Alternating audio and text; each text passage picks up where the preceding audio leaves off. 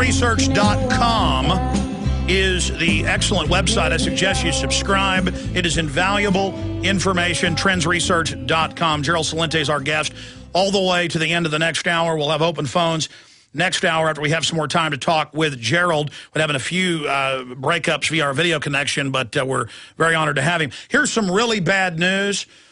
Rand Paul is seen as the leader of the true Tea Party movement right now.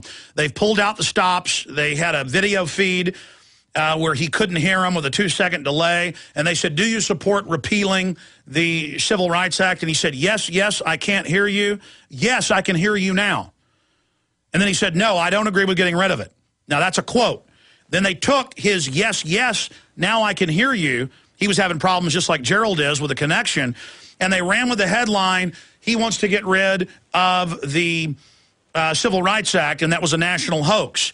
Now, I don't mean to divert. I want to get into the other ways he's saying we can protect ourselves and more of his trends forecast. It's been so devastatingly accurate. Here's the horrible news, though. Washington Post, GQ magazine, woman says Rand Paul kidnapped her in college, tried to force her to take bong hits. And, folks, I'll bet you my bottom dollar, you know, we've got Al Gore with the semen-stained clothing with this other woman, and that's being covered up. But with Rand Paul, this is Gerald, we're going to see more and more desperate stuff like this, aren't we?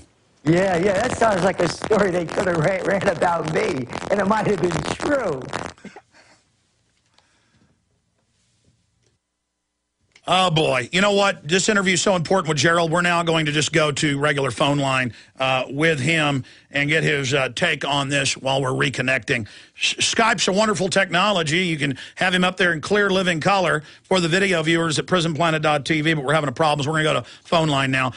Here it is. GQ, woman says Rand Paul kidnapped her in college, tried to force me to take bong hits. Rand Paul's educational experience was under scrutiny last week when the Lexington Herald reported that the doctor never got a bachelor's degree, and that's not true. He left Baylor University in Texas when Duke accepted him in medical school. Well, a lot of people don't know that a lot of doctors and people, if they already have, they're in college, they have high grade scores, they can be accepted to a medical school, and the medical schools do that. He went on, it says, and they've also claimed that he hasn't kept his license up, which is not illegal, but they claim it's a problem. Now GQ has an article on Paul's college years that is likely to raise more questions. Do we have Gerald back?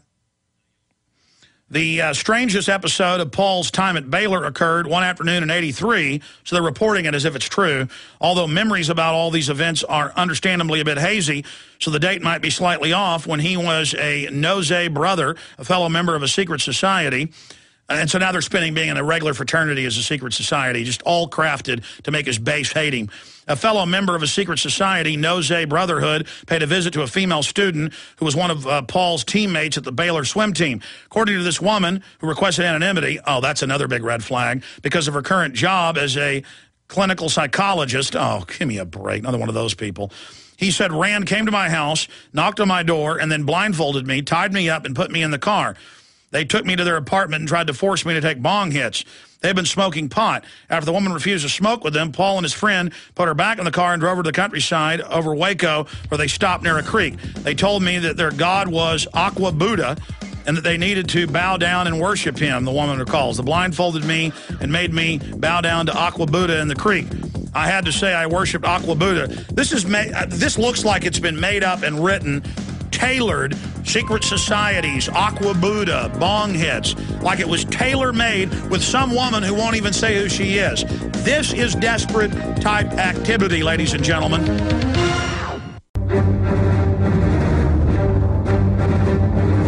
Big Brother, mainstream media, government cover-ups. You want answers? Well, so does he. He's Alex Jones on the GCN Radio Network. And now, live from Austin, Texas, Alex Jones. Okay, Gerald Celente with us for the full hour coming up at the 20 after. We're going to take calls for the entire two-thirds of the hour that's left. But going back to Gerald, you got cut off. You were getting into some of the solutions, some of the ideas. as we go into this greatest depression. And then you were also commenting on this new fraternity stunt thing that they're trying to claim was Rand Paul kidnapping people, but they're not even giving the woman's name. Sounds very, very suspicious. Well, it's really pretty stupid, too. I mean, come on, a guy wanting a girl to take some hits of a bong when he's in college. Who does? I mean, really? I mean, what is this, Ozzy and Harry, to Leave It to Beaver week? And let's get real over here. And here they're making a big deal out of this one. Hey, how about those people in those white shirts and ties and those very expensive jackets that are giving the orders to bomb innocent people in foreign countries? You think you could get upset about that a little bit? Hey, how about a predator drone in a Pakistani's backyard who had nothing to do with you and wiping out the family? And they're talking about a couple of bong hits? How about all these psychotic drugs that these psychopaths are on that they're selling through Pfizer and all the rest of them? And they're talking about a couple of bong hits? These guys are a disgrace. They call themselves the media. How about calling yourself a little puppet? Continue.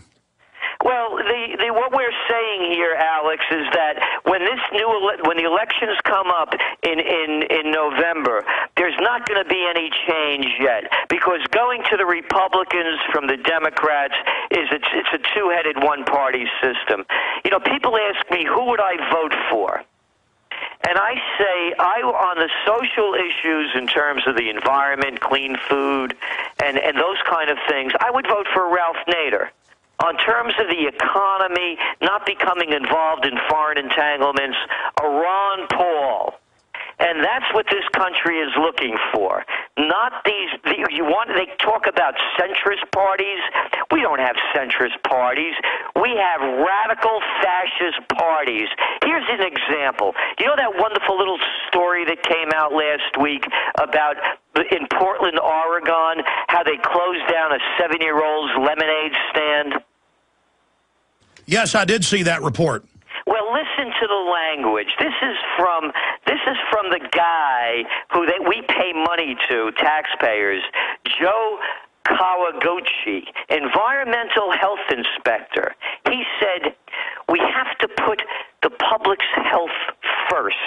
And this is the guy they're talking about in Portland, Oregon. A lemonade stand must be licensed under state law, said Eric Pippert. How about Puppet, the Foodborne Illness Prevention Program Manager for the state's Public Health Division? Both county inspectors are, and here he goes. When you go to a public event and set up a shop, you're suddenly engaging in commerce. The fact that you're small scale, I don't think that's relevant. Our role is to protect the public. Hey, how about that millions of pounds of E. coli tainted beef that just went out into the public? Here's the deal, Alex. You crash down on squeezing lemonade kids, 7 years old, and you let the big guys take a free ride. The Tysons, the ConAgras, the con games from the too big to fails. So this is what it's all about. This story is a perfect representation of where the country's going. Squeeze the little people. Well, that's like last year in Sacramento. Twice, armed agents went to a car wash about a 4-cent unpaid federal tax bill, but then for 10-plus years, the insiders told the Securities and Exchange Commission exactly what Bernie Madoff was doing, stealing close to $100 billion. Stay there, Gerald Celente. Let's get into more of your trends on the other side. We are on the march. The empire is on the run. Alex Jones and the GCN Radio Network. TrendsResearch.com is his website. Our sites are prisonplanet.com and Infowars.com. You know, Gerald, if you just joined us, just brought up the lemonade stand in Portland, Oregon. These little girls, 6 and 7, they wanted $150 from them. It's the mafia. But then I was mentioning the more famous cases out there where the IRS visits with armed agents twice saying, pay your 4-cent bill at a car wash. And it's been admitted, even in the Wall Street Journal, that in the last decade, they've shifted the IRS to focus on blue collar, not even white collar. So you got the crooks in the system trying to protect themselves. And Gerald mentioned how Tyson and others, they can have literally, in some cases, hundreds of times the violations of even other big companies, but they're allowed to operate. Same thing with BP in Houston and Texas City. And here's the headline: Tyson's profit surges while everybody else's goes down. So it shows how it's a big boys game. It's a monopoly game, Gerald Celente. It is, and it's becoming more and more like that. I've said this since the beginning, as people have been complaining about Obama and calling him a socialist and a communist. I said it's fascism, the merger of state and corporate powers. You just look at the numbers, they're all there. Pick the sector. The banking sector, as I mentioned, 10 banks control 80% of the action. You look at agriculture. A couple of big firms control most of the business. You look at drugs. Go down the line, retail. Walmart is taking over the country. Every sector, they're squeezing out the little people. And all the regulations are being tilted, as you mentioned, whether it's the IRS or the sales tax people going door to door to pizza places and beauty parlors, shaking them down for every last cent, where they're letting the big criminals run free. And, you mentioned about the Clintons and this Goldman Sachs guy she married. The Trends Research Institute began in Rhinebeck, where they got married in 1980. And we left Rhinebeck about 3 years ago because the neighborhood started going bad. People like the Clintons started coming up there. It's all of these people that think they're better than everybody else. Because after all, Alex, you see it.